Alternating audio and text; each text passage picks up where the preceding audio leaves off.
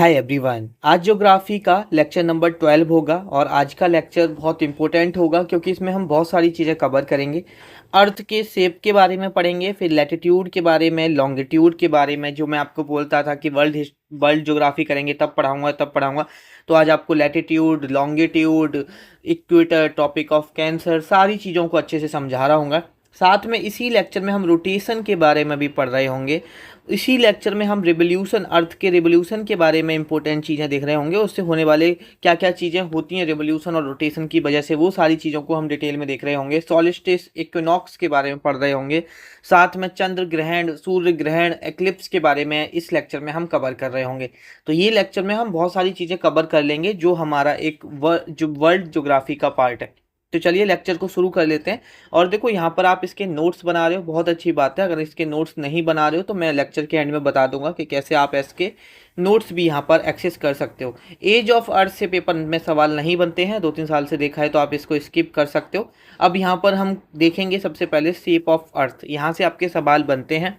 तो देखो, हम हमेशा जो शेप ऑफ अर्थ पढ़ के आए हैं, हम जो पढ़ते हुए आ रहे हैं, हम ऐसी अर्थ का शेप देखते हैं। देखो, मैं बिल्कुल एग्जैक्टली सर्कुलर मुझसे बन नहीं रहा है, लेकिन आपने देखा होगा कि एग्जैक्टली गोलाकार, हिंदी वाले क्या होता है, गोलाकार होती है आपकी जो पृथ्वी की शेप होती है। आपने ऐसी देखी होगी, एक्चुअल में ऐसी नहीं होती। एक्चुअल में आप जो ये वाली इमेज देख रहे हो इस तरह की होती है, ऊबड़ खाबड़ यहाँ पर आप जैसे देख रहे हो। और यहाँ पर देखो, जो पृथ्वी का ऊपर वाला पार्ट है इसे नॉर्थ पोल बोलते हैं, ठीक है। ये पृथ्वी का जो नीचे वाला पार्ट है इसको साउथ पोल बोलते हैं। तो देखो, अगर आप ऐसे डिस्टेंस नापो और यहाँ पर ऐसे डिस्टेंस नापो, तो ऐसे ऐसे वाली जो डिस्टेंस है, ठीक है। अभी मैं आगे जब आपको लैटिट्यूड पढ़ाऊंगा तो टॉपिक ऑफ कैंसर वगैरह पढ़ा रहे होंगे। तो यहाँ पे देखो, यहाँ पर क्या है, इधर की साइड ना ऐसे आनी चाहिए थी, लेकिन ये बल्ज हो गई है ये, और यहाँ पर आगे निकल गई है, ठीक है। तो यहाँ पर देखोगे कि ऐसे डिस्टेंस ज़्यादा है एज कंपेयर टू ऐसे, ठीक है। और ये एकदम एग्जैक्टली सर्कुलर नहीं है, आप इसको ऐसे अंडाकार भी बोल सकते हो, ठीक है। मैंने ज़्यादा बल्ज बना दिया इक्वेटर पर।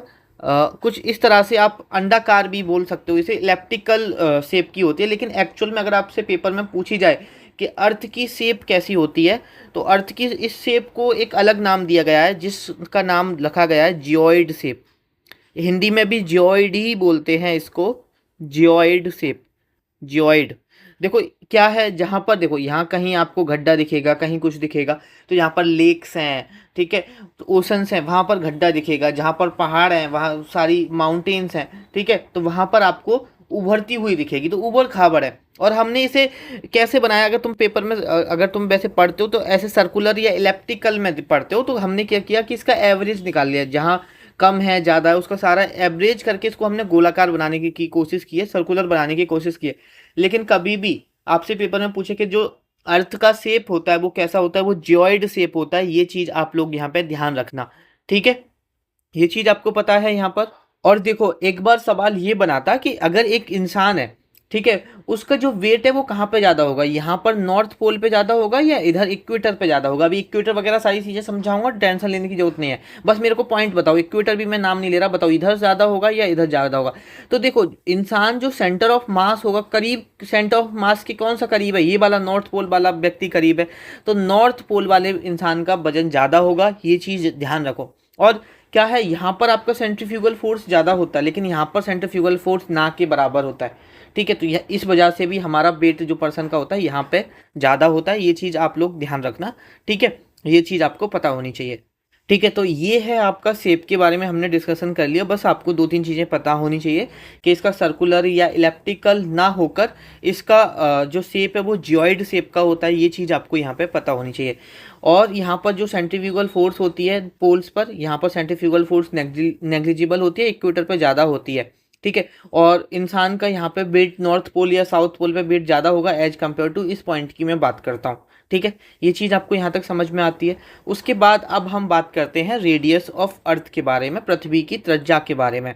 तो देखो, जैसे मैंने बताया कि ये इलेप्टिकल है, ठीक है। तो यहाँ पर इस तरफ देखोगे, पेन चेंज करते हैं, इस तरफ अगर पोल की तरफ देखोगे, देखो इस वाले को बोलेंगे पोल, और इधर इधर होता है हमारा इक्वेटर। अभी मैं आगे पढ़ाने वाला हूँ आपको, ठीक है।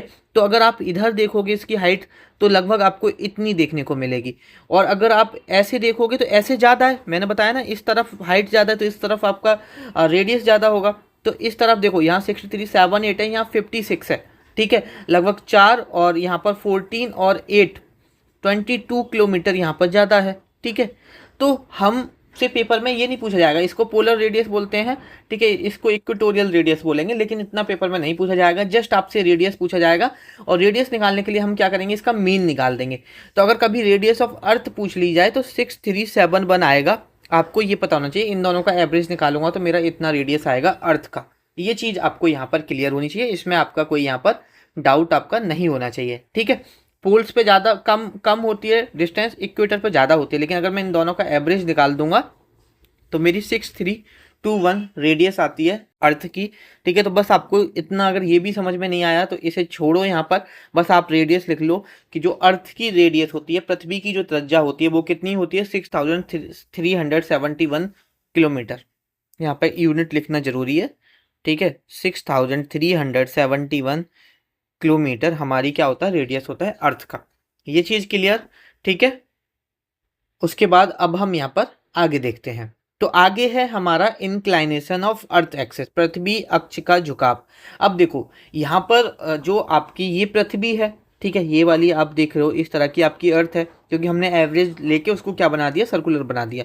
तो देखो एक्सिस कुछ और तो होता नहीं है, आपकी एक्सिस बेसिकली क्या होगी, एक इमेजिनरी लाइन है कि इसका जो एक्सिस है वो इस तरह से होना चाहिए, लेकिन अर्थ जो है आपकी वो टिल्टेड है, वो झुकी हुई है। अर्थ आपकी ऐसे ना होके इस तरह से है, आपकी अर्थ यहाँ पर झुकी हुई है। और कितने एंगल झुकी हुई है, कभी अगर आपसे पूछे 23.4 या ऑप्शन में 23.5 देगा, ठीक है। तो कभी अगर आपसे पूछे कि जो पृथ्वी का यहाँ पर इंक्लाइनेशन है, एक्सियल इंक्लाइनेशन है, वो कितना है, तो 23.5 डिग्री, ध्यान रखना, ठीक है। इस तरह से ना लिख के वो इस तरह से भी लिख सकता है, 23.5 डिग्री, ठीक है। एक्सियल इंक्लाइनेशन है पृथ्वी का, एक्सियल इंक्लाइनेशन ऑफ अर्थ, ये ध्यान रखना, पेपर में डायरेक्ट पूछा जाता है, एक्सियल इंक्लाइनेशन ऑफ अर्थ।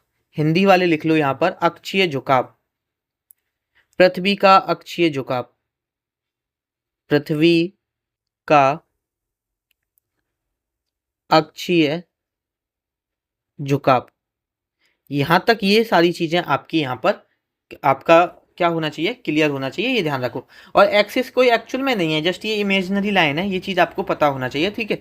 तो कभी आपसे ये पूछे कि जो पृथ्वी है वो कितने डिग्री पर टिल्टेड है, कितना इंक्लाइनेशन है, तो 23.5 डिग्री, ये चीज़ आप लोग यहाँ पे ध्यान रखना। और इसमें ऐसा पेपर में और कोई सवाल यहाँ से नहीं बनता है। अब हम बात करते हैं रोटेशन ऑफ अर्थ के बारे में।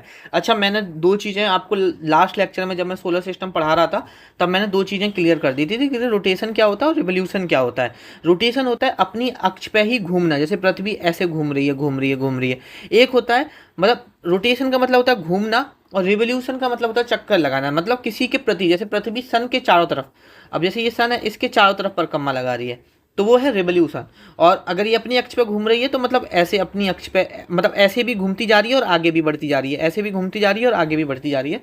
तो जो पृथ्वी अपनी एक्सिस पे भी घूम रही है और आगे मतलब सन के अराउंड भी रिवॉल्व कर रही है, ये चीज़ पता होना चाहिए। अच्छा, पृथ्वी एक अपना पूरा चक्कर कितने घंटे में लगाती है, ये चीज़ पता होना चाहिए। तो देखो, एक रोटेशन जो पृथ्वी का होता है, पृथ्वी का आपका एक रोटेशन यहाँ पर 23 आवर्स 56 मिनट 4 सेकंड का होता है एक्चुअल में, ठीक है। ऑप्शन में सेकंड नहीं दिया होता, लेकिन ये दिया होता है 23 एंड 56, लेकिन 4 सेकंड भी ध्यान रखना, कभी अगर आपसे पेपर में पूछ ले किस डायरेक्शन में घूमती है पृथ्वी। तो मैंने आपको, जब मैं सोलर सिस्टम पढ़ा रहा था तो मैंने आपको एक चीज़ बताया था कि अगर मैं यूरेनस और वीनस को छोड़ दूं तो जितने भी हमारे प्लेनेट हैं वो किस डायरेक्शन में घूमते हैं, एंटी क्लॉकवाइज में। सॉरी, ये दोनों, मतलब वो मैं सही कर रहा हूँ लेकिन यहाँ मैं गलत लिख रहा हूँ, ये तो दोनों घूमते हैं क्लॉकवाइज में, और इन दोनों को छोड़ के जितने भी हमारे प्लेनेट घूमते हैं वो एंटी क्लॉकवाइज घूमते हैं। तो अर्थ भी तो हमारा एक ग्रह ही है, तो हमारा जो अर्थ है वो कैसे घूमता है, तो आप बोलोगे भैया एंटी क्लॉकवाइज घूमता है, एंटी क्लॉकवाइज घूमता है, घड़ी के विपरीत दिशा में घूमता है, हिंदी वाले लिख सकते हो। इसको हम काउंटर क्लॉकवाइज भी बोलते हैं, इसको हम काउंटर क्लॉकवाइज भी यहाँ पर बोलते हैं, या तो एंटी क्लॉकवाइज बोल लो या काउंटर क्लॉकवाइज भी इसको यहाँ पे बोला जाता है, ये चीज़ आपको ध्यान रखना। और काउंटर क्लॉकवाइज कैसे, मतलब वेस्ट टू ईस्ट, घड़ी देखो ऐसी तो चलती है ऐसे करके, ऐसे मतलब ईस्ट से वेस्ट, लेकिन हम ये ऐसे घूमती है, वेस्ट से ईस्ट घूमती है, ठीक है, तो वेस्ट टू ईस्ट, ठीक है, ये चीज़ आपको यहाँ पर पता होनी चाहिए। और यहाँ पर आपको क्या पता होना चाहिए कि देखो जो पृथ्वी है उसकी जो मैक्सिमम रोटेशनल स्पीड होती है, रोटेशनल स्पीड को भी बताता हूँ हिंदी में क्या कहते हैं, रोटेशनल स्पीड, हिंदी में बोलते हैं इसको घूर्णी गति, घूर्णी गति, घूर्णी गति। तो इसकी कभी ये पूछे कि जो रोटेशनल स्पीड है पोल्स पे ज़्यादा होगी या इक्वेटर पे ज़्यादा होगी, तो भाई पोल्स पे ज़्यादा होगी, सॉरी इक्वेटर पे ज़्यादा होगी, क्योंकि वहाँ ज़्यादा डिस्टेंस कवर कर रही है। इक्वेटर पे, इक्वेटर अभी मैं इक्वेटर समझाऊंगा, कोई ऐसा बिल्कुल डाउट वाली मत लेना, ठीक है। इक्वेटर को कहते हैं भूमध्य रेखा, हिंदी वाले लिख लो भूमध्य रेखा। अभी जिनके इक्वेटर समझ में नहीं आ रहा, इसी लेक्चर में हम करेंगे कि इक्वेटर क्या है, ठीक है। इक्वेटर पे ज़्यादा होती है जो रोटेशनल स्पीड होती है इसकी, और यहाँ पर मिनिमम होती है पोल्स पे, मतलब यहाँ पर मैक्सिमम होती है, मैक्सिमम को इतना तो आप हिंदी वाले जानते ही होंगे, इसको बोलते हैं अधिकतम, और यहाँ पर पोल्स पे कम होती है, ठीक है।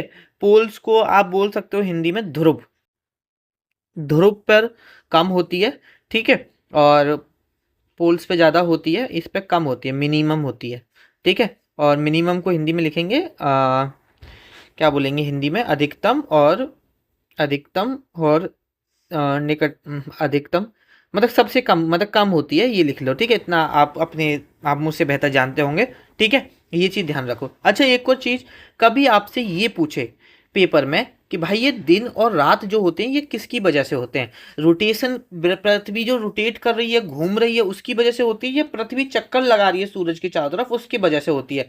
तो आपको ये चीज़ ध्यान रखनी है कि जो डे एंड नाइट होते हैं ना, जो डे एंड नाइट होते हैं, जो डे एंड नाइट होते हैं वो किसकी वजह से होते हैं, रोटेशन की वजह से। अब देखो सूरज तो अपनी जगह एक जगह फिक्स है, सूरज सपोज हमारा एक जगह फिक्स है, यहाँ पे मेरा सूरज फिक्स है, तो हमारी पृथ्वी घूमेगी, जब उसकी रोशनी पड़ेगी पृथ्वी पे तो दिन होगा, और जब पृथ्वी घूम के इधर इस साइड आ जाएगी तो उस टाइम रात होगी। तो सिंपल सी बात है, इसमें ज़्यादा हमारा दिमाग खर्च करना ही नहीं है कि जिस वक्त अब सूरज तो एक जगह अपनी रोशनी दे रहा है, ठीक है, अब पृथ्वी घूम के रोशनी की तरफ चली गई तो दिन हो गया, पृथ्वी रोशनी के अपोजिट आ गई तो रात हो गई। तो ऐसा नहीं है ना कि इंडिया में रात हो रही है तो सब जगह रात होगी, जिस तरफ फिर वो पृथ्वी दूसरी जगह घूम रही होगी, दूसरी जिस तरफ रोशनी पड़ रही होगी उस वक्त उस तरफ दिन होगा। तो ये चीज़ यहाँ पर आप लोग ध्यान रखना कि जो दिन और रात होते हैं वो पृथ्वी के रोटेशन की वजह से होते हैं, पृथ्वी के घूमने की वजह से होते हैं, ये लिख लेना हिंदी वाले भी, ठीक है। आगे बढ़े, रोटेशन समझ में आ गया, रिवोल्यूशन समझ ले, ठीक है, ठीक है, रिवोल्यूशन समझ लेते हैं। अच्छा मैंने एक चीज़ बताई है कि पृथ्वी जो हमारा सन है, जब हम सोलर सिस्टम पढ़ के आ रहे थे, सन के चारों तरफ हमारी कौन चक्कर लगाते हैं, सभी प्लैनेट लगाते हैं। अब हमारा अर्थ भी एक प्लैनेट है। चलो एक क्रम याद कर लेते हैं एक बार जो हम लास्ट लेक्चर में पढ़ के आए हैं, फिर आगे बढ़ता हूँ। मैं कह रहा हूँ भैया ये मेरा सन है, ये मेरा सन है, तो सबसे पहले कौन आएगा, तो भैया आप कहोगे एम आएगा, फिर आप कहोगे बी, फिर ई, फिर M, M B E M, फिर आप कहोगे भैया जेसन आ जाएंगे, जेसन, ठीक है। तो एम से मरकरी, बी से वीनस, ई से अर्थ, एम से मार्स, जे से जुपिटर, एस से सैटर्न, यू से यूरेनस, एन से नेपच्यून। और यूरेनस और वीनस कैसे घूमते हैं, क्लॉकवाइज घूमते हैं। इन सबको छोड़ के कैसे घूमेंगे, एंटी क्लॉकवाइज घूमेंगे। अच्छा भैया यहाँ पे क्या है, यहाँ पे तो है एस्ट्रॉयड बेल्ट, यहाँ पर क्या है हमारी एस्ट्रॉयड बेल्ट है। अच्छा भैया यहाँ पे क्या है, तो यहाँ पर है हमारी क्यूपर बेल्ट, यहाँ पर हमारी क्यूपर बेल्ट है। और यहाँ पर क्या है फिर क्यूपर बेल्ट के बाद, हमारा एक प्लेनेट है प्लूटो, ड्वार्फ प्लेनेट जिसे बोलते हैं, ठीक है। 2006 तक ये प्लेनेट था, उसके बाद ये क्या बन गया, ड्वार्फ प्लेनेट बन गया। ये चीज़ हमको यहाँ पे पता होनी चाहिए। और यहाँ पर एक मैंने बताया था कि इस बेल्ट में एक हमारा ड्वार्फ प्लेनेट है, उसका नाम है यहाँ पर सीरस, ठीक है। चलो मुझे थर्ड लार्जेस्ट बता दो कि जो आपका थर्ड लार्जेस्ट प्लेनेट है वो, sorry third largest dwarf planet बता दो, मैंने क्या बताया था, मैक करके मैंने आपको पढ़ाया था। ये सारी चीज़ें हम सोलर सिस्टम में कवर करके आ रहे हैं, सारी चीज़ें हम पढ़ के आ रहे हैं, ठीक है। और इनका इनको कौन से प्लैनेट बोलते हैं, टेरेस्ट्रियल प्लैनेट बोलते हैं, इनको गैसियस प्लैनेट बोलते हैं, क्योंकि ये जुपिटर और सैटर्न तो गैस से बने हुए हैं, और सैटर्न के ऊपर क्या है, रिंग्स है, ये चीज़ पता होनी चाहिए। और यूरेनस और नेपच्यून किससे बने हुए हैं, ये आइस जाइंट हैं, बर्फ से बने हुए हैं। तो ये सारी चीज़ें आप अगर रिवीजन नहीं करोगे तो आप भूलते जाओगे, ठीक है। तो ये हमारा सोलर सिस्टम का थोड़ा सा हमने रिवीजन कर लिया। अब हम वापस से अर्थ पे आते हैं। तो अर्थ भी आपकी एक प्लेनेट है, और चारों ये सारे प्लेनेट किसके ओर घूमते हैं, सन के अराउंड घूमते हैं, सन के इर्द गिर्द घूमते रहते हैं, ठीक है। ये चीज़ आपको यहाँ पर पता होनी चाहिए। अब आगे हम थोड़ा सा किसके बारे में बात करते हैं, अपने अर्थ के बारे में, अर्थ का जो चक्कर लगा रही है उसके बारे में। तो हमारी जो पृथ्वी चक्कर लगा रही है वो सन के चारों तरफ लगा रही है, ये चीज़ मतलब इसके चारों तरफ भी लगा रही है और अपनी चारों तरफ भी लगाती है। अपनी चारों तरफ लगाती है 23 घंटा 56 मिनट 4 सेकंड में, ठीक है। और एक सन का चक्कर लगाने में सबसे पहले तो किस ऑर्बिट में लगाती है, किस कक्ष में लगाती है, वो पूछ लिया जाता है पेपर में। तो ये इलेप्टिकल में लगाती है, इलेप्टिकल ऑर्बिट में लगाती है, ये चीज़ पता होना चाहिए। इसको हिंदी में बोलते हैं अंडाकार कक्ष, या कक्षा लिख लो, ठीक है। अंडाकार कक्षा में मतलब इस तरह से। और देखो एक और चीज़ बता रहा हूँ, इस तरह से लगाती है, इस तरह से, ठीक है। ये सन है तो इस तरह से आपका परिक्रमा लगाती है, ये चीज़ आपको यहाँ पर पता होना चाहिए। इस शेप को क्या बोलते हैं, इलेप्टिकल बोलते हैं, ये चीज़ आपको यहाँ पे पता होना चाहिए।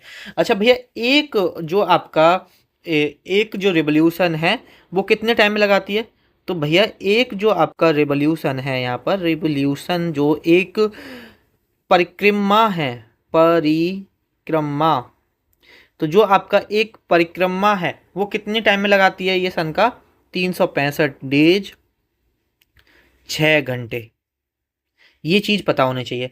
अभी देखो तुमने एक चीज़ देखी होगी कि 3 साल तक तो जो साल होती है वो 365 दिन की होती है, लेकिन जो चौथी साल आएगी वो 366 दिन की कैसे हो जाती है भैया, ये बताओ। तो भैया ये चौथी साल में जाके अगर मैं इसका 4 में गुणा कर दूंगा तो ये 24 घंटे हो जाएंगे। और एक दिन में हमारे कितने घंटे होते हैं, 24 घंटे होते हैं। तो एक दिन इसलिए हमारा फोर्थ चौथी साल में जाके ऐड हो जाता है, 366 दिन हो जाते हैं। तो हर साल, हर 4 साल बाद आपको एक साल कितने दिन की दिखती है, 366 दिन की दिखती है। उसका रीजन भी यहाँ पर ये चीज़ आपको क्लियर होना चाहिए, जिसको हम लीप ईयर के नाम से भी जानते हैं। और उसमें हमने किस महीने का दिन बढ़ा देते हैं, हम फरवरी मंथ का दिन वहाँ पर बढ़ा देते हैं, ये चीज़ पता होना चाहिए। अच्छा, पेपर में इसकी स्पीड पूछी गई थी, ज़्यादा नहीं पूछी गई है लेकिन पूछी गई है, तो इसलिए मैं आपका करा देता हूँ। जो अर्थ की स्पीड है, कितने किलोमीटर पर सेकंड के हिसाब से ये घूमती है, सन का चक्कर लगाती है, वो चीज़ आपको यहाँ पे पता होना चाहिए।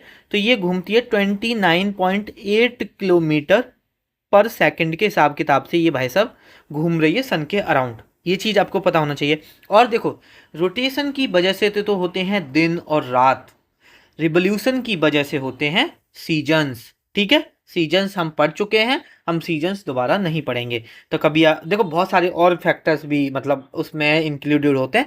One of the major factor के रिवोल्यूशन ऑफ अर्थ की वजह से क्या होते हैं, आपके सीजन्स होते हैं, ठीक है। सीजन्स आप जानते ही हैं, विंटर, सर ये विंटर समर, ये सारे सीजन्स एक one of the major reason है अर्थ का रिवोल्यूशन करना, अर्थ का रिवॉल्व करना अराउंड द सन। ये चीज़ आपको समझ में आ गई। उसके बाद हम एक और चीज़ पढ़ते हैं, आगे बढ़ते हैं। डिस्टेंस फ्रॉम द सन, ये हमारा सन है। चलो अगर आपको सोलर सिस्टम याद है ना, तो बताओ ये जो सन की ऊपर वाली सरफेस है इसको क्या बोलते हैं, और यहाँ टेम्परेचर कितना होता है, कमेंट करके बताओ। और ये जो बीच वाला पॉइंट होता है इसको क्या बोलते हैं, और यहाँ टेम्परेचर कितना होता है, पेपर में पढ़ाया, सॉरी लास्ट लेक्चर में पढ़ाया है, आप मुझे नीचे कमेंट करके बताओ। अब देखो थोड़ा सा हम क्या देखते हैं, सन से पृथ्वी कितनी दूर है उसके बारे में देखते हैं। तो देखो मैं आपको, पिछली बार मैंने सेब बनाई उस वक्त आपने एक गौर दिया होगा, नहीं दिया तो अब दे लेना, कि हमारी जो पृथ्वी है इस तरह से घूमती है। ये मैंने सन बनाया था कुछ ऐसा, अगर आपने गौर दिया हो तो पीछे क्लास में जाके देख सकते हो, अभी जो पीछे करके थोड़ा सा। तो मैंने यहाँ ही क्यों बनाया, मैंने यहाँ क्यों नहीं बनाया, क्योंकि बिल्कुल मिड में नहीं होता हमारा सन, हमारा सन थोड़ा सा मिड से इधर होता है। तो जब पृथ्वी घूमते घूमते घूमते सपोज यहाँ आ गई, तो यहाँ पर सबसे कम डिस्टेंस होगा इसके और सन के बीच में। ये मेरा सन है, ये मेरी अर्थ है। तो यहाँ पर पास में आ गई पृथ्वी, तो यहाँ पर सबसे कम डिस्टेंस होगा। लिखने की आपको कोई ज़रूरत नहीं है, बस रेफरेंस के लिए लिखना चाहो तो लिख लो, रटने की कोई ज़रूरत नहीं है। 147 मिलियन किलोमीटर डिस्टेंस होगा अर्थ और यहाँ पर आपका सन के बीच में। इस पॉइंट को बोलते हैं पेरिहीलियन, ये पता होना चाहिए भाई। इस पॉइंट को क्या बोलते हैं हम? इस पॉइंट को बोलेंगे पेरिहीलियन। और ये पेरिहीलियन आता है 3 जनवरी को। तो पेरिहीलियन क्या है? जब हमारी पृथ्वी सन के सबसे ज़्यादा क्लोज होती है, उस पॉइंट को हम क्या बोलते हैं? पेरिहीलियन बोलते हैं। हिंदी वाले गुस्सा नहीं होंगे क्योंकि हिंदी में भी बताऊंगा, उपसोर बोलते हैं। क्या बोलेंगे? उपसोर। ठीक है, ये चीज आपको पता होना चाहिए कि जब आपके सन से आपकी पृथ्वी सबसे ज्यादा करीब होती है, समझ रहे हो ना, फीलिंग नहीं लेनी है, जब सबसे ज्यादा करीब होती है तब यहाँ पर आपका जो डिस्टेंस होता है वो पेरिहीलियन होता है। ठीक है, और वो कौन से दिन पड़ता है? 3 जनवरी को पड़ता है। ये चीज आपको यहाँ पर याद रखनी है, पढ़ती रहनी है। ठीक है, उसके बाद अब यहाँ पर जब हमारी पृथ्वी पहुंचेगी, ऐसे घूम घूम के हमारी पृथ्वी यहाँ पर पहुंचेगी, तो मुझे एक चीज बताओ, जब हमारी पृथ्वी ऐसे घूम के यहाँ आ गई तो यहाँ सबसे दूर होगी सन के, यहाँ सबसे दूर है, जैसे वो तुमसे दूर है। ठीक है, तो 152 मिलियन किलोमीटर दूर होगी। 152 मिलियन किलोमीटर दूर है भाई। ये गैप डिस्टेंस याद नहीं रखना, जस्ट बता रहा हूँ आपको। ठीक है, देखो 5 का फर्क है लेकिन 5 मिलियन का फर्क है, 50 लाख किलोमीटर का फर्क है, समझ रहे हो? ठीक है, तो ये सबसे दूर होगी यहाँ पर। तो इस पॉइंट को क्या बोलेंगे? इस पॉइंट को बोलेंगे एपीहीलियन। एपी, भाई स्पेलिंग पता है किसी को? एपीहीलियन, स्पेलिंग भूल जाता हूँ यार, एपीहीलियन। ठीक है, और इसको हिंदी वाले फिर नाराज नहीं होंगे क्योंकि हिंदी में बहुत आसान है, उसे याद कर लो, उपसोर। उसे याद करके आया था, देखो यहाँ ना, तो ये याद हो जाएगा, अपसोर हो जाएगा, है ना, उप और अप है। और ये कौन से दिन पड़ता है? ये आता है 4 जुलाई को। ये कब आता है हमारा? 4 जुलाई को आता है। ये चीज आप भूलोगे नहीं सपनों में भी। पेरिहीलियन, जब हमारी पृथ्वी सन के सबसे करीब होती है 3 जनवरी को, उसको पेरिहीलियन बोलते हैं। और जब हमारी पृथ्वी सन से सबसे ज़्यादा दूर होती है 4 जुलाई को, उसको एपीहीलियन बोलते हैं, अपसोर बोलते हैं। ये चीज़ ध्यान रखना, मजाक की चीज़ें सारी मजाक में, लेकिन ये सारी चीज़ें आपको पता होनी चाहिए। उसके बाद भाई बहुत परेशान किया है ना जो बच्चा पहली बार ज्योग्राफी पढ़ रहा है ना, और जब मैं पढ़ा रहा हूँ इक्वेटर, टॉपिक ऑफ कैंसर पास हो रहा है ये, तो आपको नहीं आ रहा होगा समझ में, और उस वक्त मैंने समझाया नहीं। आप गाली दे रहे होंगे कि भैया बता तो दिया लेकिन समझा नहीं रहे। अब आ गया है वक्त, सही वक्त, हर चीज़ को सही वक्त पे पढ़ना चाहिए। टॉपिक ऑफ कैंसर हो गया, चाहे कैप्रिकॉर्न हो गया, सारी चीज़ों को हम अच्छे से पढ़ेंगे। अब हम सबसे पहले देखते हैं लैटिट्यूड हमारा क्या होता है, सॉरी इक्वेटर देखते हैं। तो देखो हमारी ये पृथ्वी है, ये हमारी क्या है? पृथ्वी है।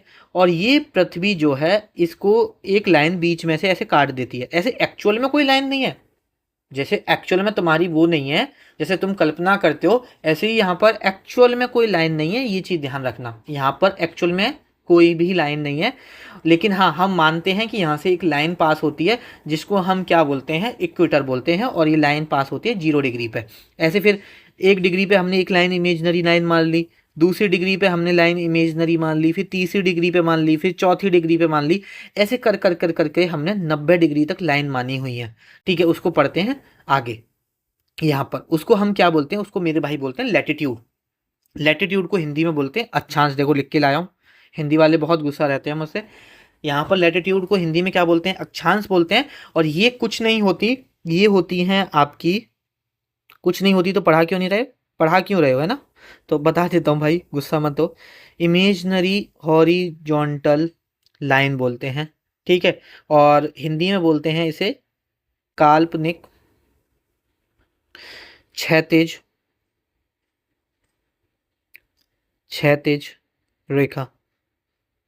देखो आप विश्वास नहीं करोगे, अभी जस्ट ऑफिस से आके मैं लेक्चर रिकॉर्ड कर रहा हूँ और पूरे दिन ऑफिस में बैठ के काम किया है। ठीक है, और यहाँ पर अब पूरा बैक बहुत तेज दर्द कर रही है और फिर भी मैं ये लेक्चर रिकॉर्ड कर रहा हूँ, और तुम पढ़ते नहीं हो, फिर गुस्सा आती है मुझे तुम पर। तो प्लीज़ पढ़ लिया करो भाई, बहुत मतलब पेन हो रहा है बैक में सीरियसली। बस बैठा हूँ पीछे तकिया वगैरह पिलो वगैरह लगा के सपोर्ट दे के बैक को, लेकिन इतनी मेहनत करने के बाद भी अगर आप ना पढ़ो तो भाई मैं क्या कर सकता हूँ, है ना? तो इमेजनरी हॉरिजॉन्टल लाइन हम पढ़ते हैं। इमेजनरी हॉरिजॉन्टल लाइन मतलब ऐसे हमने लाइन खींच रखी है, ऐसे ऐसे ऐसे, और ऐसे हमने 0 डिग्री से 90 ऊपर लाइन खींच रखी है हर एक डिग्री पे, और ऐसे ही हर एक नीचे डिग्री पे रख रखी है। जैसे यहाँ 1 है, यहाँ 2 है, ऐसे 90 ऊपर है, 90 नीचे हैं, और एक हमारी 0 डिग्री पर है। तो टोटल बताओ कितनी हो गई? तो आप बोलोगे भैया टोटल हमारी हो गई 90 ऊपर, 90 नीचे, और एक मेरी जो 0 डिग्री वाली है, तो टोटल होंगे 181।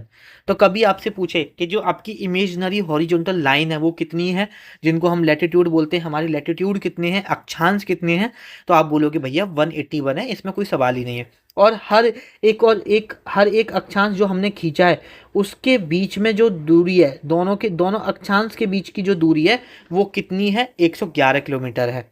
ठीक है, तो या तो देखो हर एक डिग्री पर है, तो हर एक डिग्री लैटिट्यूड, हर एक डिग्री का जो लैटिट्यूड है वो कितनी कितनी पर है? लैटिट्यूड अप्रॉक्स 111 किलोमीटर है। ये भी पेपर में डेटा पूछा जाता है, ध्यान रखना, 111 किलोमीटर। ये चीज़ आप लोग यहाँ पे ध्यान रखना, ठीक है, ये चीज़ आपको यहाँ पे पता होनी चाहिए। उसके बाद ये जो इक्वेटर है, देखो यहाँ पर 0 डिग्री, जो 0 डिग्री पे लाइन खींची गई है, इसको हम बोलते हैं इक्वेटर। इसको क्या बोलते हैं? पेन चेंज कर लेते हैं, ठीक है, इसको क्या बोलते हैं? हम इक्वेटर बोलते हैं। ये इक्वेटर हमारी पृथ्वी को दो पार्ट में डिवाइड करता है। जो ऊपर वाला पार्ट है, ये वाला जो पार्ट है, ये वाला जो पार्ट है, इसको हम क्या बोलेंगे बताओ? देखो, इसको बोलेंगे नॉर्दर्न हेमीस्फेयर। इसको क्या बोलेंगे? नॉर्दर्न, एक सेकेंड, पेन से जो साफ दिखे वैसे लिखता हूं, northern hemisphere. Just wait a second, northern hemisphere. और हिंदी में मेरे भाई नॉर्दर्न हेमीस्फेयर को बोलेंगे, नॉर्दर्न को तो उत्तरी बोल देंगे, और हेमीस्फेयर को बोलेंगे गोलार्ध। बस ये देख लेना, मैं गोलार्ध सही लिख रहा हूँ ना? गोलार्ध, ठीक है। इसको नॉर्दर्न हेमीस्फेयर बोलेंगे, और इसको बोलते हैं साउदर्न हेमीस्फेयर, साउदर्न हेमीस्फेयर, ठीक है। और हमारा नॉर्दर्न हेमीस्फेयर हो गया, साउदर्न हेमीस्फेयर हो गया, इसको दक्षिणी गोलार्ध बोलेंगे, दक्षिणी गोलार्ध, ठीक है। तो आपका जो इक्वेटर है वो, जो आपका ऊपर हेमी, जो आपका स्फेयर है उसको दो पार्ट में डिवाइड कर दिया है।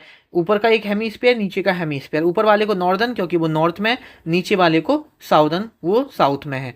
और जो आपका ये 90 डिग्री पे है, इसको बोलते हैं नॉर्थ पोल, इसको बोलते हैं नॉर्थ पोल, जो नॉर्थ में है। और ये 90 डिग्री साउथ में है, तो इसे साउथ पोल बोलते हैं। ये चीज़ ध्यान रखना। ये चीज़ आपको समझ में आ गई इतनी? और देखो, कभी कभी जैसे मैंने बताया कि 1 डिग्री लैटिट्यूड बराबर 111 किलोमीटर होता है, तो कभी कभी पूछ लेगा कि जो लैटिट्यूड की डिस्टेंस होती है, लैटिट्यूड के बीच की डिस्टेंस होती है, वो पोल्स पे ज़्यादा होगी, इक्वेटर पे ज़्यादा होगी। तो ऐसा कुछ भी नहीं होता, जितनी पोल्स पे होगी हर जगह उतनी होती है। तो जो डिग्री, जो हर लैटिट्यूड की जो बीच की डिस्टेंस होती है वो सेम ही होती है। ये चीज़ ध्यान रखना। अब इतनी चीज़ आपने नोट डाउन करी, अब और इंपॉर्टेंट चीज़ों पर आते हैं, ठीक है। अब देखो, हर एक डिग्री पर लैटिट्यूड है, 90 ऊपर है, 90 नीचे है। हमें हर एक लैटिट्यूड याद करने की जरूरत नहीं है, हमने कुछ इंपॉर्टेंट लैटिट्यूड मान रखे हैं, उनको हमें पता होना चाहिए। जैसे 23.5 डिग्री पे हमने एक लैटिट्यूड माना हुआ है, जिसको बोलते हैं ट्रॉपिक ऑफ कैंसर। जो मैं आपको लाइन पास करा रहा था, जो इंडिया, हमारी इंडिया कहाँ पर है अभी वो भी बताऊंगा। तो जो हमारी लाइन पास होती है ना, जो ये ट्रॉपिक ऑफ कैंसर है, यहाँ ये हमारी जो लाइन पास होती है इंडिया से, की इंडिया से होके भी होती है।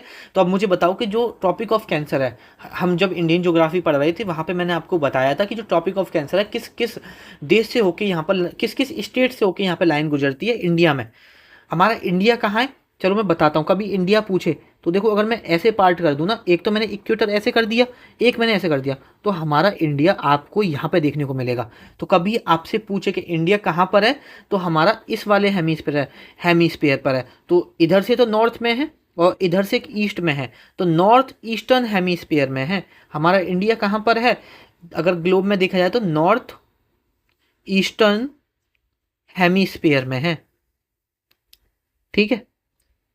ये चीज़ आपको यहाँ पे पता होनी चाहिए। इंडिया के बारे में बात कर ली, लेकिन हमारा मेन चीज़ टॉपिक यहाँ पे क्या था? मेन टॉपिक था हमारा कि 23.5 डिग्री पे हमने एक लैटिट्यूड खींचा। उस लैटिट्यूड को हम क्या मानते हैं? इमेजिनरी लाइन को ट्रॉपिक ऑफ कैंसर मानते हैं। फिर 66.5 डिग्री पे, ट्रॉपिक ऑफ कैंसर को हिंदी में बता देता हूँ वरना आप लोग नाराज हो जाते हो। ट्रॉपिक ऑफ कैंसर को हिंदी में बोलते हैं भाई मेरे कर्क रेखा, कर्क रेखा।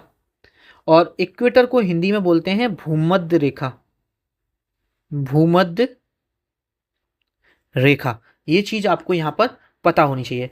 उसके बाद 23.5 डिग्री पे हमने ट्रॉपिक ऑफ कैंसर माना, वैसे ही 66.5 डिग्री पे हमने एक आर्कटिक सर्कल माना है, ध्यान रखना आर्कटिक सर्कल। आर्कटिक सर्कल को हिंदी में भी आर्कटिक सर्कल ही बोलते हैं, सर्कल को व्रत लिख लेना। चलो लिख देता हूं मैं, आर्कटिक, आर्कटिक व्रत, ये चीज़ आपको यहाँ पे पता होनी चाहिए, ठीक है। और ये हमारा क्या है, नॉर्थ पोल है 90 डिग्री पे। ऐसे ही अगर आप नीचे आओगे तो नीचे भी हमने 23.5 डिग्री पे क्या माना है, इक्वेटर से अगर मैं 23.5 डिग्री नीचे आ जाऊँ तो यहाँ पे माना है एक ट्रॉपिक ऑफ कैप्रिकॉर्न। अब यहाँ पर ट्रॉपिक ऑफ कैप्रिकॉर्न को हिंदी में बोलते हैं मकर रेखा, ध्यान रखना ये कौन सी रेखा है, मकर रेखा। और 66.5 डिग्री पे जैसे ऊपर हमारा आर्कटिक सर्कल है, वैसे ही नीचे 66.5 डिग्री पे हमारा क्या है, अंटार्कटिक सर्कल है। और हिंदी में अंटार्कटिक सर्कल को अंटार्कटिक व्रत कहेंगे, ये चीज़ पता होना चाहिए। और 90 डिग्री पे हमारा ये साउथ पोल है, ये चीज़ आपको यहाँ पर पता होना चाहिए। इतनी चीज़ आपको समझ में आ गई। अब थोड़ा सा मैं रफ करता हूँ, अभी और चीज़ें इसमें बहुत सारी चीज़ें हैं जो बताना बाकी है। देखो आपका ये ट्रॉपिक ऑफ कैंसर से लेके ट्रॉपिक ऑफ कैप्रिकॉर्न, ये वाला जो रीजन है, ये वाला जो रीजन आप देख रहे हो मैप में, ये वाला जो रीजन है इसको बोलते हैं टॉरिड जोन। इसको क्या बोलते हैं, टॉरिड जोन बोलते हैं, टॉरिड जोन। हिंदी वाले लिख लो उष्ण, उष्ण क्षेत्र बोलते हैं इसको। पेपर में पूछा जाता है कि ट्रॉपिक ऑफ कैंसर से लेके ट्रॉपिक ऑफ कैप्रिकॉर्न, देखो ये ट्रॉपिक ऑफ कैंसर है, ये वाली टॉपिक ऑफ कैंसर है, और ये टॉपिक ऑफ कैप्रिकॉर्न है। तो इन दोनों के जो बीच का ये वाला जो है, ये इसको क्या बोलेंगे, तो इसको बोलेंगे हम आपका टॉरिड जोन, उष्ण क्षेत्र, ठीक है। 23.5 डिग्री नॉर्थ से लेके ये होता है from tropic of cancer, from tropic of cancer to tropic of capricorn, tropic of capricorn, capricorn. और ट्रॉपिक ऑफ कैंसर क्या हो गया आपका, ट्रॉपिक ऑफ कैंसर कर्क रेखा हो गई, इसको कर्क रेखा बोलते हैं, कर्क रेखा से लेके मकर रेखा तक। और अगर डिग्री में दे दे कभी तो 23.5 degree half north to 23.5 degree south तक का जो डिस्टेंस है उसको क्या बोलते हैं हम, टॉरिड जोन बोलते हैं। ये चीज़ आपको पता होना चाहिए। अब मैं इसको रफ कर देता हूँ, ठीक है। अब आगे देखते हैं, आगे वाला जो हमारा ये वाला रीजन है ना, यहाँ से 23.5 से ये वाला जो रीजन है, ये वाला जो रीजन है, ये वाला इधर अगर मैं 23.5 से 66.5 डिग्री देखता हूँ, ये वाला जो मेरा रीजन है, ठीक है। इसको ऊपर वाले को तो देखो यहाँ पर नॉर्थ में है, दोनों को ही टेम्परेट जोन बोलते हैं, पहले तो ध्यान रखना इन दोनों को हम बोलते हैं टेम्परेट जोन, टेम्परेट जोन। और यहाँ पर जो टेम्परेट जोन है ना, आपका ध्यान रखना, यहाँ से सवाल बनते हैं, इसको हिंदी में बोलते हैं टेम्परेट को शीतोष्ण, शीतोष्ण, शीतोष्ण, ठीक है। ये चीज़ ध्यान रखना। अब ये जो नॉर्थ में है उसे नॉर्थ टेम्परेट बोल देंगे, जो साउथ में है उसे साउथ टेम्परेट बोल देंगे, ये चीज़ पता रहना।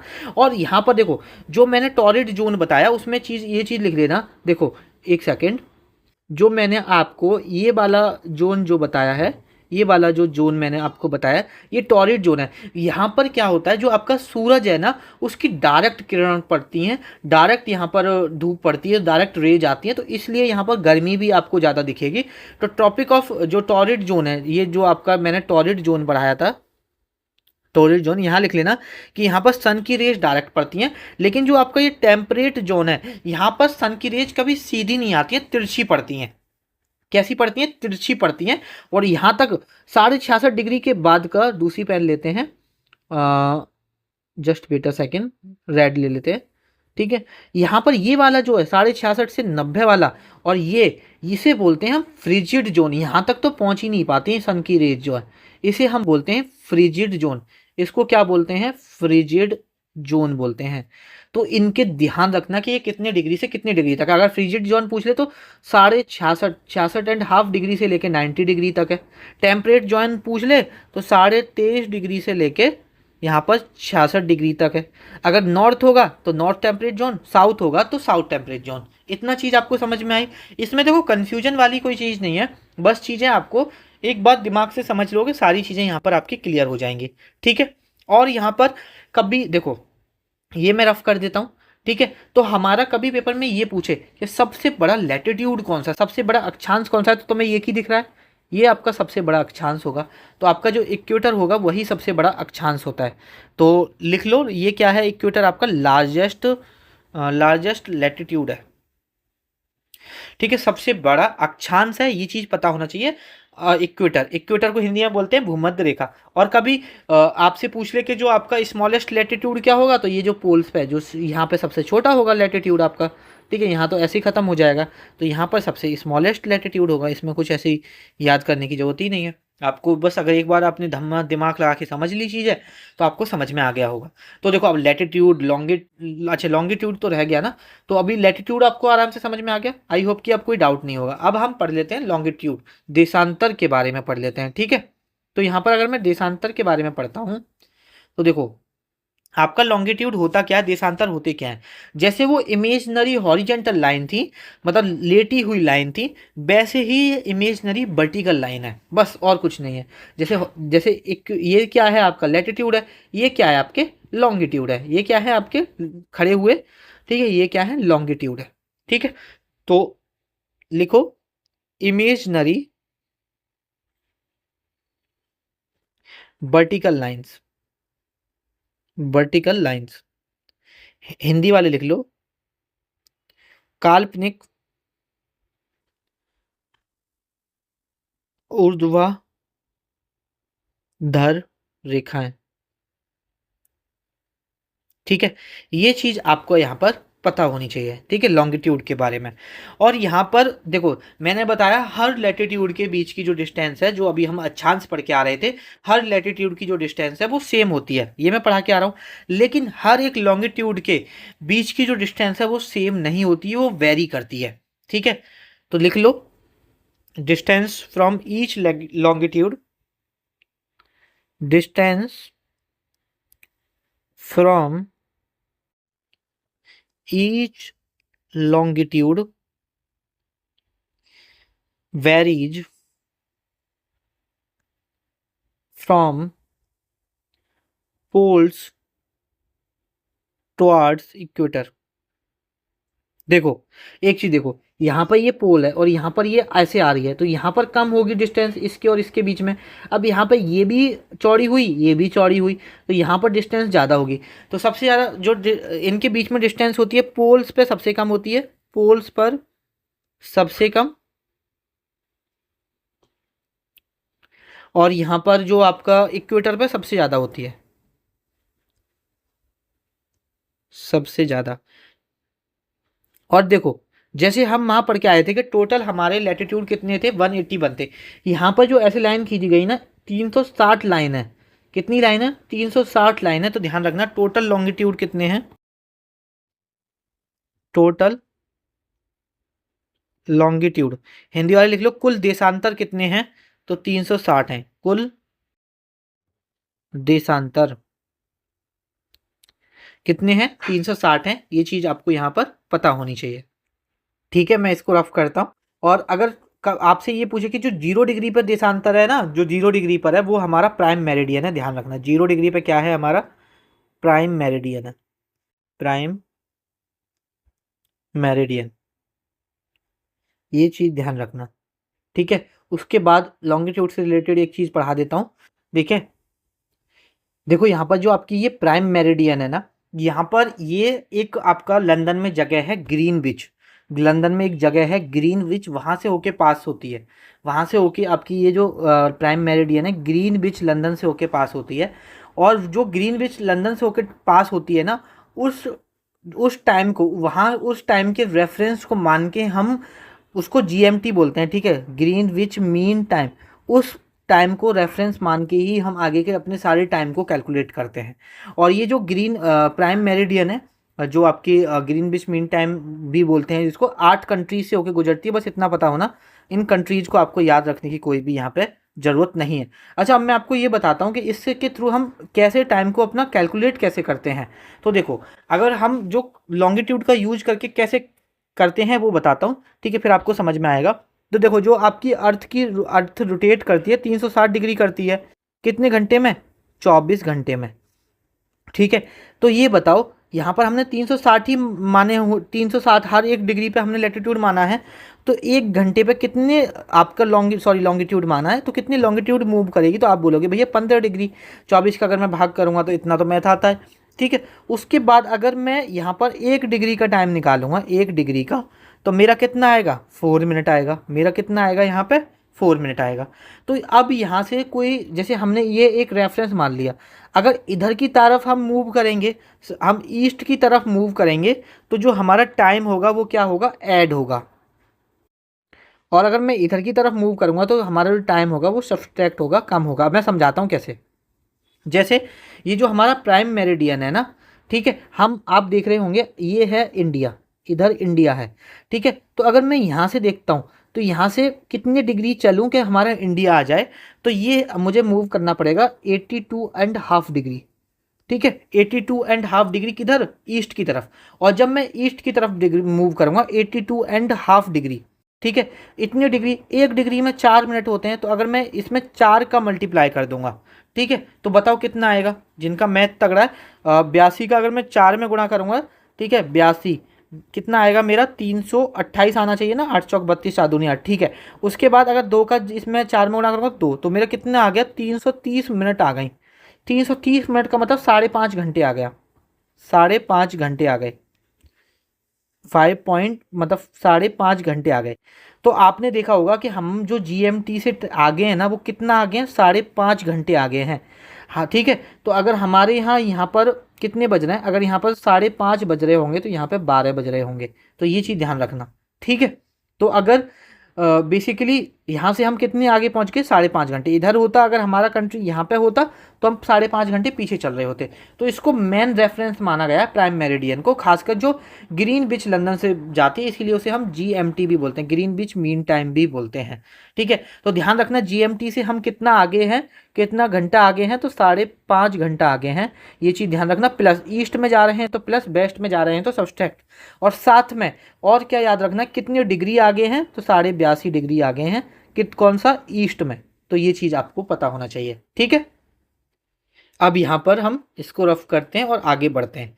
अब यहाँ पर हम पढ़ लेते हैं सॉलिस्टिस और इक्विनॉक्स के बारे में। सॉलिस्टिस को हिंदी में बोलते हैं संक्रांति, और इक्विनॉक्स को हिंदी में बोलते हैं विषुव। तो सबसे पहले मैं आपको समझाने वाला हूँ सॉलिस्टिस, संक्रांति के बारे में पढ़ेंगे। जो सॉलिस्टिस होता है वो दो बार होता है। एक होता है summer solstice, summer solstice, summer solstice, ठीक है। ग्रीष्म, हिंदी में लिखना चाहो तो लिख लो, ग्रीष्म संक्रांति, ठीक है। ये चीज़ आपको पता होना चाहिए, समर सोलिस्टिस। अब ये क्या होता है, इस दिन बेसिकली क्या होगा, जो आपका ट्रॉपिक ऑफ कैंसर है ना, जो कर्क रेखा है जिसको अभी हम पढ़ के आ रहे हैं, ट्रॉपिक ऑफ कैंसर पे क्या पड़ता है, डायरेक्ट रेज पड़ती है सन की, डायरेक्ट रेज पड़ती है किसकी, सन की। तो जिससे क्या होता है, अब ट्रॉपिक ऑफ कैंसर कहाँ है, नॉर्थ में है। तो जो नॉर्दर्न हेमीस्फीयर है, वहाँ पर नॉर्दर्न हेमीस्फीयर पे क्या होगा, लॉन्गेस्ट डे होगा, सबसे बड़ा दिन होगा। और जो साउदर्न हेमीस्फीयर, जो नीचे की साइड, वहाँ पर सबसे छोटा दिन होगा, शॉर्टेस्ट डे। ये चीज़ पता होना चाहिए। और देखो ज़्यादातर हमारे कॉन्टिनेंट कहाँ पर है, नॉर्दर्न हेमीस्फीयर पर है। तो टॉपिक ऑफ कैंसर पे जब रेज पड़ेगी तो ज़्यादातर कंट्रीज में सबसे बड़ा दिन आपका कब माना जाता है, यहाँ पर समर सोलिस्टिस वाले दिन। और ये कब पड़ता है, यहाँ पर ये जून गलत लिखा हुआ है, ये है 21 जून, 22 जून नहीं होगा, 21 जून को समर सोलिस्टिस होता है। जब नॉर्दर्न हेमीस्फीयर पर, जो अगर हमारी ये पृथ्वी है, यहाँ पर ऊपर वाली जितनी ज़्यादातर कंट्रीज यहीं है, यहाँ सबसे बड़ा दिन ऑब्जर्व किया जाएगा और यहाँ पर सबसे छोटा दिन ऑब्जर्व किया जाएगा। ये चीज़ आपको यहाँ पर पता होनी चाहिए, ठीक है। वहीं पर अगर हम बात करें विंटर सॉलिस्टिस के बारे में, विंटर सॉलिस्टिस के बारे में बात करें अगर हम, विंटर सॉलिस्टिस को मतलब होता है शीतकालीन, ठीक है। बाद बाकी का आप लिख लेना, शीतकालीन संक्रांति। अब इसका, इस दिन क्या होता है, इस दिन जो सन की डायरेक्ट रेज पड़ती हैं, देखो ये वाला जो आपका था ये नॉर्दर्न हेमीस्फीयर था, तो यहाँ पर सन की डायरेक्ट रेज पड़ रही थी। ये वाला है साउदर्न हेमीस्फीयर, अब यहाँ पर सन की डायरेक्ट रेज पड़ेंगी, ठीक है, टॉपिक ऑफ कैप्रिकॉर्न पे। तो सन की डायरेक्ट रेज पड़ेंगी कहाँ पे, ट्रॉपिक ऑफ कैप्रिकॉर्न, कर्क रेखा पे, ट्रॉपिक ऑफ कैप्रिकॉर्न, कैप्रिकॉर्न पर क्या पड़ेंगी, डायरेक्ट रेज पड़ेंगी, ये चीज़ आपको यहाँ पे पता होनी चाहिए, ठीक है। और जब यहाँ पर डायरेक्ट रेज पड़ेंगी तो नीचे की साइड मतलब साउदर्न हेमिस्फीयर पे सबसे बड़ा दिन होगा, लॉन्गेस्ट डे होगा, और नॉर्दर्न हेमिस्फीयर पे शॉर्टेस्ट डे होगा। और एक और चीज़ बताऊंगा अभी, ठीक है। और ये कौन से दिन ऑब्जर्व किया जाता है? 22 दिसंबर को। अब देखो यहाँ पर हमारा क्या है कि ज़्यादातर जो कंट्रीज हैं अब वो कहाँ पर हैं?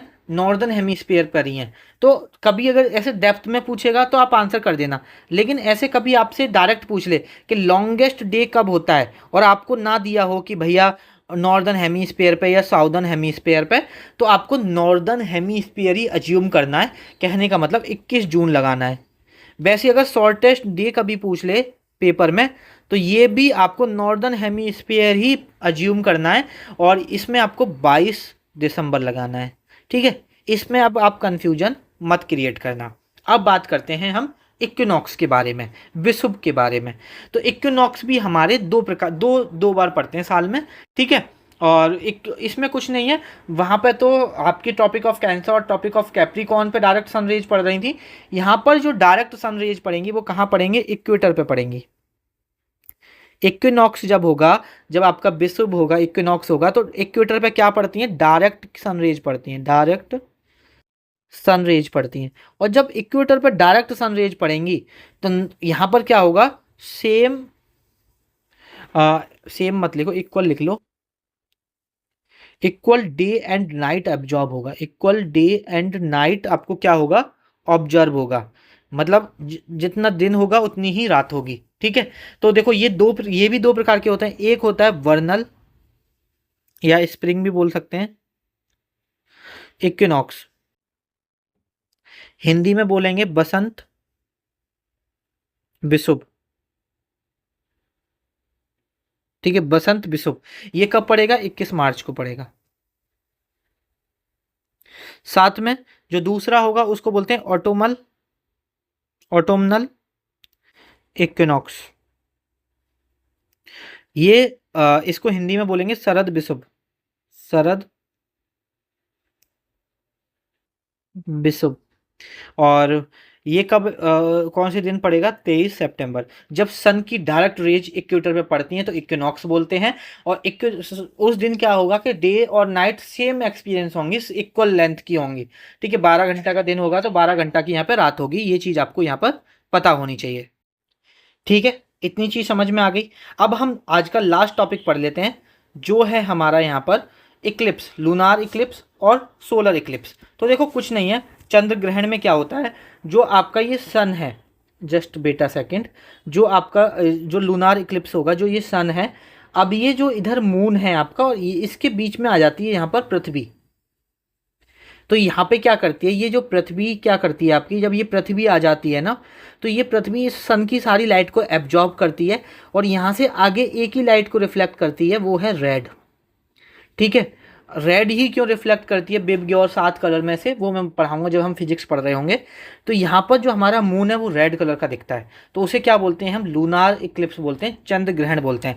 तो बस आपको कुछ नहीं पता होना चाहिए, आपको इतना पता होना चाहिए, कब पेपर में बस इतना पूछेगा लूनार इक्लिप्स में बीच में कौन होता है, सिक्वेंस पूछेगा, तो आपको पता होना चाहिए कि सन, अर्थ बीच में आती है और मून।